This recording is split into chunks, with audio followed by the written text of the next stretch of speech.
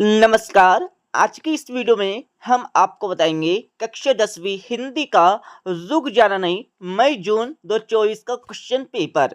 इस question paper का पूर्णांक 75 अंकों का होने वाला है, समय 3 घंटे का, और आपको इस क्वेश्चन पेपर का फुल सॉल्यूशन इसी वीडियो में मिलने वाला है।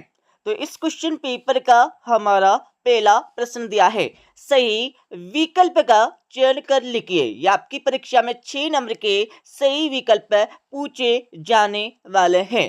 तो हमारा पहला क्वेश्चन दिया प्रयोगवाद के कवि है, तो इसमें आपको राइट आंसर लगाना होगा आ वाला अंग्रेजी।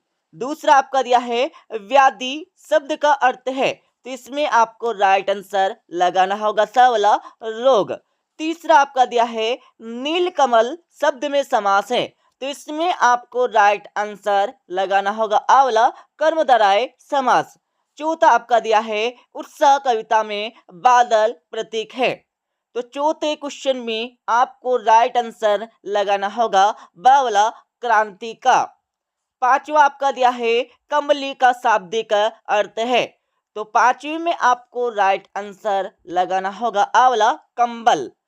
छठा आपका दिया है श्रृंगार रस का स्थायी भाव है, तो इसमें आपको राइट आंसर लगाना होगा दा वाला रति। अब यहाँ पर दूसरा प्रश्न आपका दिया है रिक्त स्थान में सही विकल्प का चयन कर लिखिए।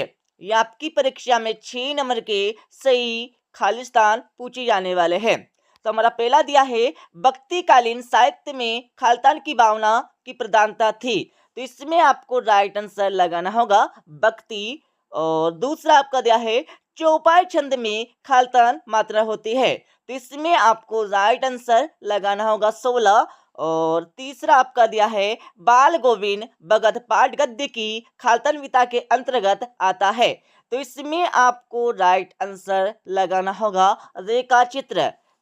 चौथा आपका दिया है अर्थ के आधार पर वाक्य के खालिस्तान भेद होते हैं, तो अर्थ के आधार पर वाक्य के कितने भेद होते हैं ये आपको बताना होगा, तो इसमें आपको राइट आंसर लगाना होगा 8। और पांचवा आपका दिया है विस्तृत कलेवर वाले काव्य को खालिस्तान कहते हैं, तो इसमें आपको राइट आंसर लगाना होगा महाकाव्य। छठा आपका दिया है सच्चे साधु की पहचान उसके खालिस्तान से होती है, तो किससे होती है आपको बताना होगा, तो इसमें आपको राइट आंसर विचारों आपको लगाना है। अब यहाँ पर हमारा तीसरा प्रश्न दिया है सही जोड़ी मिलाकर लिखिए। ये आपकी परीक्षा में 6 नंबर की सही जोड़ी पूछी जाने वाले हैं, तो यहाँ पर सही जोड़ी का मिलान कर लीजिएगा। उत्साह कविता, तो इसमें आपको लगाना होगा एक आह्वान गीत। और दूसरा आपका दिया है मानवीय क्रियाओं का आरोप, तो इसमें आपको लगाना होगा मानवीकरण अलंकार। और तीसरा आपका दिया है रिपोर्टाज की भाषा, तो इसमें आपको लिखना होगा फ्रेंच आपको लिखना है। चौथा आपका दिया है सफेद पोष, तो चौथी में आपको राइट आंसर लिखना होगा भद्र व्यक्ति आपको लिखना है। पांचवा आपका दिया है जो कम बोलता हो, तो इसमें आपको लिखना होगा मित भावी आपको लिखना है, ठीक है। इसके साथ ही यहाँ पर हमारा छठा दिया है उपन्यास के तत्व, तो उपन्यास के तत्व कितने होते हैं, तो इसमें आपको राइट आंसर 6 आपको लगाना है। अब यहाँ पर दूसरा प्रश्न आपका दिया है एक वाक्य में उत्तर दीजिए, जिसमें हमारा पहला क्वेश्चन दिया आधुनिक कबीर किसे कहा जाता है, तो किसे कहा जाता है, तो इसमें आपको लिखना होगा जय शंकर प्रसाद। क्या लिखना है, जय शंकर प्रसाद आपको यहाँ पर पहले क्वेश्चन का आंसर लिखना है। दूसरा आपका दिया है रस के 2 अंगों के नाम लिखिए, तो इसमें आपको लिखना होगा पहला स्थायी भाव, दूसरा आपका लिखना है संचारी भाव। तो अच्छे से लिख लीजिएगा, पहला आपको स्थायी भाव हो जाएगा, दूसरा आपका यहाँ पर संचारी भाव हो जाएगा। अब यहाँ पर तीसरा आपका दिया है काशी किसकी पाठशाला है, तो इसमें आपको लिखना होगा संस्कृति। क्या लिखना है, संस्कृति आपको लिखना है, ठीक है। इसके साथ आपका चौथा दिया है 2 स्वरों के आपस में मिलने पर कौन सी संधि होगी, तो इसमें आपको लिखना होगा स्वर संधि होगी। अब यहाँ पर पांचवा आपका दिया है जो मीठी वाणी बोलता हो। वाक्यांश के लिए एक शब्द आपको लिखना होगा, तो इसमें आपको लिखना है मृदुभाषी। क्या लिखना है? मृदुभाषी आपको यहाँ पर लिखना होगा पांचवें क्वेश्चन का उत्तर। अब यहाँ पर छठा आपका दिया है श्वेत पताकाएं किसकी प्रतीक है, तो इसमें आपको लिखना होगा शांति और अहिंसा। अच्छे से लिख लीजिएगा, पढ़ लीजिएगा, समझ लीजिएगा, देख लीजिएगा, याद कर लीजिएगा। अब यहाँ पर हमारा पांचवा क्वेश्चन दिया है सत्य एवं असत्य कथन आपको बताना होगा, जिसमें हमारा पहला क्वेश्चन दिया है दोहा और चौपाई मात्रिक छंद है, तो बिल्कुल है हमारा सत्य हो जाएगा। दूसरा आपका दिया है सरस्वती पाठव्यंग्य विधा में लिखा गया है, तो बिल्कुल नहीं लिखा गया, सत्य हो जाएगा। तीसरा आपका दिया है घंटों का अर्थ पहाड़ है, तो बिल्कुल है, सत्य हो जाएगा। चौथा आपका दिया है न्याय के अनुसार न्याय करना न्यायशीलता है, तो बिल्कुल यहाँ पर है हमारा सत्य हो जाएगा। और पांचवा का दिया है वीर व्यक्ति अपनी प्रशंसा स्वयं करते हैं, तो बिल्कुल नहीं करते हैं, असत्य हो जाएगा। और छठा आपका दिया है निराला पूंजीवाद के समर्थक तथा पोषक थे, तो यहाँ पर बिल्कुल हमारा सत्य हो जाएगा। ठीक है, अब हम चलते हैं पर दो दो नंबर के क्वेश्चन पर। तो हमारा छठा क्वेश्चन दिया भक्ति काल की कोई दो विशेषताएं आपको लिखना होगा, और इसके साथ इसका अत्य वाले क्वेश्चन आपका दिया है छायावाद के दो कवियों के नाम एवं प्रतीक की एक एक रचना आपको लिखना है। डोंट वरी, इन सभी के आंसर आपको बता देंगे इस वीडियो के लास्ट में। अब यहाँ पर सातों क्वेश्चन आपका दिया है मनु भंडारी के पिता का स्वभाव शक्की क्यों हो गया था। अतः क्वेश्चन आपका दिया है लेखक के अनुसार सभ्यता क्या है, तो इसके बारे में आपको लिखना होगा। तो इन सभी के आंसर भी आपको बता देंगे इस वीडियो के लास्ट में। अभी यहाँ पर हमारा आठवां प्रश्न दिया है। आठवां प्रश्न देखने से पहले आपको इस वीडियो के डिस्क्रिप्शन में टेलीग्राम चैनल की लिंक मिल जाएगी, तो आपको क्या करना है, उस लिंक पे क्लिक करके आपको टेलीग्राम चैनल ज्वाइन कर लेना है। तो यहाँ पर आठवां प्रश्न देख लीजिएगा, कहानी और उपन्यास में आपको दो अंतर बताना होगा। अतो क्वेश्चन आपका दिया है नाटक और एकांकी में आपको दो अंतर लिखना है। अब यहाँ पर हमारा नौवां प्रश्न देख लीजिएगा, वात्सल्य रस की परिभाषा आपको लिखना होगा। अतो प्रश्न आपका दिया है प्रबंध काव्य के भेद आपको लिखना है। अब यहाँ पर 10वां प्रश्न देख लीजिएगा, दो खंड काव्यों के नाम लेखक सहित आपको लिखना है। अतो प्रश्न आपका दिया है अतिशयोक्ति अलंकार की परिभाषा आपको लिखना होगा। अब यहाँ पर 11वां प्रश्न देख लीजिएगा, अनुभव और अनुभूति में कोई दो अंतर आपको बताना है।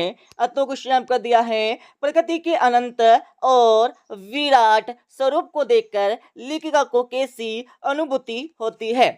अब यहाँ पर 12वां प्रश्न देख लीजिएगा। 12वीं के बाद हम चलते हैं यहाँ पर 13वें प्रश्न पर। निम्नलिखित मुहावरों का अर्थ लिखकर वाक्य में प्रयोग आपको करना है, जिसमें हमारा पहला क्वेश्चन दिया मिट्टी में मिलना, तो इसका आपको अर्थ बताकर वाक्यों में प्रयोग आपको करना है। दूसरा आपका दिया सीने में दम होना, तो इसका भी आपको अर्थ बताकर वाक्यों में प्रयोग करना होगा। इसके साथ ही इसका अर्थ वाला प्रश्न देख लीजिएगा, निम्नलिखित शब्दों के समास विग्रह कर समास का नाम आपको लिखना होगा। तो इन सभी के आंसर आपको बता देंगे इस वीडियो के लास्ट में। अब यहाँ पर हमारा 14 प्रश्न देख लीजिएगा, उद्धव के व्यवहार की तुलना किस किस से की गई है, इसके बारे में आपको बताना होगा। इसके साथ ही इसका अत्व वाला प्रश्न आपको दिया हुआ है। ठीक है, तो इन सभी के आंसर आपको मिल जाएंगे इस वीडियो के लास्ट में। अब यहाँ पर हमारा 15 प्रश्न देख लीजिएगा, नई कविता की कोई दो विशेषता आपको बताना होगा, और इसके साथ ही इसके अत्व वाला प्रश्न आपका दिया है। अब यहाँ पर 16 प्रश्न देख लीजिएगा, तुलसीदास अथवा जयशंकर प्रसाद की काव्यगत विशेषता निम्न बिंदु पर आपको लिखना होगा, जिसमें आपको दो रचनाएं लिखना है और इसके साथ आपको भाव पक्ष से लिखना है। अब यहाँ पर 17 प्रश्न देख लीजिएगा, प्रकृति ने जल संचय की व्यवस्था किस प्रकार की है। अतो प्रश्न देख लीजिएगा, अनुभव और अनुभूति में क्या अंतर है, तो अंतर आपको बताना होगा। 18 प्रश्न देख लीजिएगा, पर्यावरण प्रदूषण विषय पर अनुच्छेद आपको लिखना है। अब यहाँ पर हमारा इसका अतः वाला प्रश्न दिया है, ठीक है। अब आपका 19वां प्रश्न देख लीजिएगा। निम्नलिखित पद्यांश की सप्रसंग वाक्य कीजिए। तो सबसे पहले आपको क्या करना है इस क्वेश्चन में, सबसे पहले आपको लिखना होगा संदर्भ, आपको लिखना है संदर्भ के बाद आपको यहाँ पर प्रसंग लिखना होगा, प्रसंग के बाद आपको यहाँ पर वाक्य करना है। तो इसका आंसर भी आपको बता देंगे इस वीडियो के लास्ट में। इसके साथ इसका अत्व वाला प्रश्न दिया, इसमें आपको सप्रसंग वाक्य आपको करना होगा। अब यहाँ पर हमारा 20वां प्रश्न देख लीजिएगा। निम्नलिखित गद्यांश की सप्रसंग वाक्य कीजिए। तो इसमें भी आपको सेम करना है, क्या करना है, सबसे पहले आपको संदर्भ लिखना होगा, संदर्भ के बाद आपको यहाँ पर प्रसंग लिखना है, प्रसंग के बाद आपको यहाँ पर वाक्य करना है। तो इसका आंसर भी आपको बता देंगे इस वीडियो के लास्ट में। अब यहाँ पर हमारा 21 मतलब 21वां प्रश्न देख लीजिएगा। निम्नांकित विषयों में से किसी एक विषय पर रूप जे का सहित आपको निबंध लिखना है। तो हमारा पहला दिया स्वच्छ भारत अभियान, दूसरा आपका दिया है आतंकवाद, तीसरा आपका दिया है पर्यावरण प्रदूषण, चौथा आपका दिया है शिक्षा बेरोजगारी, पांचवा आपका दिया जीवन में खेलों का महत्व। तो दोस्तों इसमें आपको क्या करना है, सबसे पहले आपको रूपरेखा लिखना है, ठीक है, जिससे आपके कितने नंबर रूपरेखा के आपके 1 नंबर कंप्लीट हो जाएंगे। इसके साथ ही आपको रूपरेखा के बाद आपको क्या करना है, निबंध लिखना है, निबंध के आपके 3 नंबर कंप्लीट हो जाएंगे, जिससे टोटल मिला के आपके 4 नंबर यहाँ से कंप्लीट हो जाएंगे। अब यहाँ पर हमारा 22वां प्रश्न देख लीजिएगा। निम्नलिखित अपठित गद्यांश काव्यांश को पढ़कर दिए गए प्रश्नों के उत्तर लिखिए। तो सबसे पहले आपको क्या करना है, अपठित गद्यांश अथवा काव्यांश को ध्यान पूर्वक पढ़ लेना है। इसको पढ़ने के बाद इसके नीचे आपको कितने क्वेश्चन दिए, तो यहाँ पर देख लीजिएगा ऑलमोस्ट आपको यहाँ पर 3 क्वेश्चन दिए, जिसमें हमारा पहला क्वेश्चन दिया गद्यांश का उचित शीर्षक आपको बताना होगा। तो सबसे पहले आपको क्या करना है, गद्यांश को ध्यानपूर्वक पढ़ना है, पढ़ने के बाद आपको इस गद्यांश का आपको शीर्षक बताना होगा। तो देख लीजिएगा लोक साहित्य, आप इसमें शीर्षक लिख सकते हैं लोक साहित्य। अब यहाँ पर दूसरा प्रश्न आपका दिया है लोक गीतों की कोई 2 विशेषताएं आपको बताना होगा। तो डोंट वरी, इसका आंसर आपको यही से मिल जाएगा। तो लोक गीतों की 2 आपको विशेष तो बताना होगा, ठीक है। तो देख लीजिएगा इसका आंसर ऑलमोस्ट आपको यहाँ से मिल जाएगा। यदि आपको यहाँ से नहीं मिलता है तो आपको इसका आंसर बता देंगे इस वीडियो के लास्ट में, तो वह देखकर भी इसका आंसर पढ़ लीजिएगा एक बार, ठीक है। अब यहाँ पर तीसरा आपका दिया है उपयुक्त गद्यांश का सारांश लिखिए।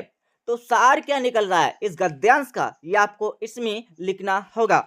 तो इसका आंसर भी आपको बता देंगे। अब यहाँ पर इसका अतः प्रश्न आपका दिया है, इसमें भी आपको सेम वही करना है। 3 प्रश्न आपको दिए, तीनों के आंसर आपको ऐसे बताना है, ठीक है। अब यहाँ पर 23वां प्रश्न देख लीजिएगा। अपने विद्यालय में नियमित खेल प्रशिक्षक की व्यवस्था करने हेतु तो अपने प्राचार्य को एक आवेदन पत्र आपको लिखना होगा।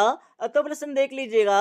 वार्षिक परीक्षा की तैयारी की जानकारी देते हुए अपनी माताजी को एक पत्र आपको लिखना है। तो याद कर लीजिएगा, एक पत्र कर सकते हैं या फिर आप एक आवेदन पत्र या फिर कह सकते हैं प्रार्थना पत्र याद कर सकते हैं, ठीक है। अब मैं आपको इस क्वेश्चन पेपर का फुल सॉल्यूशन बता देता हूं ताकि आपको आसानी होगी इस क्वेश्चन पेपर को हल करने में। हाँ, तो यहाँ पर आंसर की देख लीजिएगा। वैसे हमने आपको 1 से लेकर 5 तक के आंसर बता दिए थे अच्छे से, बट और आप देख लीजिएगा ताकि आपको आसानी होगी पढ़ने में, समझने में, देखने में, याद करने में।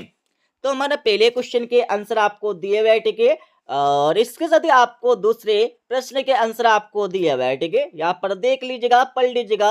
और तीसरे प्रश्न के आंसर भी आपको यहाँ से मिल जाएंगे, चौथे के आंसर भी आपको मिल जाएंगे, चौथे के बाद आपको यहाँ पर 5वें के आंसर भी मिल जाएंगे, 5वें के बाद यहाँ पर हम चलते हैं 6ठे प्रश्न पर, जो आपकी परीक्षा में 2 नंबर का आने वाला है। तो आंसर आपको दिए हुए हैं, ठीक है। 8वें के आंसर भी आपको यहाँ पर साथ में मिल जाएंगे और 7वें क्वेश्चन के आंसर आपको दिए हुए हैं। 7वें के बाद 8वें प्रश्न के आंसर आपको दिए हुए, जिसमें आपको कहानी एवं उपन्यास में अंतर बताना है। अथवा प्रश्न देख लीजिएगा, नाटक एवं एकांकी में आपको अंतर लिखना होगा। तो इसका आंसर आपको दिया हुआ है। आपको परीक्षा में क्या करना है, एक तरफ आपको नाटक लिखना होगा, एक तरफ आपको एकांकी लिखना है। बीच में आपको लाइन इस प्रकार से खींच लेना है। एक तरफ आपको क्रमांक लिखना होगा, यहाँ पर हमारा नाटक हो जाएगा, यहाँ पर हमारी एकांकी हो जाएगी। तो आपको 2 से 3 यहाँ पर पॉइंट या अंतर आपको लिख देना है। अब यहाँ पर हमारा 9वां प्रश्न देख लीजिएगा। 9वां प्रश्न का आंसर आपको दिया हुआ है, ठीक है। 9वें के बाद 10वीं का आंसर आपको दिया है। 10वीं के बाद 11वीं का आंसर आपको दिया है। 11वीं की बात 12वीं क्वेश्चन का आंसर आपको दिया है। 12वीं की बात 13वीं का आंसर आपको मिल जाएगा। 13वीं की बात 14 का आंसर आपको दिया है। 14वीं की बात 15वीं का आंसर आपको दिया है। 15वीं की बात 16वीं का आंसर आपको मिल जाएगा, ठीक है। जिसमें क्या करना, आपको तुलसीदास की रचना है आपको लिखना होगा, वापक आपको लिखना है, ठीक है। सिंपल सा है। और 8वें वाला का आंसर आपको दिया, 17वीं वाले क्वेश्चन का आंसर आपको दिया है, 18वीं का आंसर आपको दिया, 19वीं का आंसर आपको मिल जाएगा, 20वीं का आंसर आपको मिल जाएगा। इसके साथ ही 20वीं की बात दोस्तों यहाँ पर देख लीजिएगा, 21 है और इसके साथ ही 22 है एंड 23 का आंसर आपको स्वयं अपनी बुक से देखकर पढ़ लेना है एक बार, ठीक है। बहुत सिंपल सा है, ठीक है। लास्ट वाले क्वेश्चन में तो आपको प्रार्थना पत्र या पत्र आपको लिखना होगा। और 22वें प्रश्न में आपको क्या करना है, 22वें प्रश्न में आपको एक गद्यांश दिया है जिसमें आपको उसका आंसर देना होगा। और 21वें प्रश्न में आपको सिंपल से कुछ नहीं करना है, रूपरेखा सहित आपको निबंध लिखना होगा। तो निबंध याद कर लीजिएगा, पढ़ लीजिएगा, समझ लीजिएगा, देख लीजिएगा, ठीक है। ऐसा हो जाएगा आपको क्वेश्चन पेपर कंप्लीट। तो ठीक है, मिलते हैं अगले वीडियो में। जब तक ले जय हिंद, वंदे मातरम।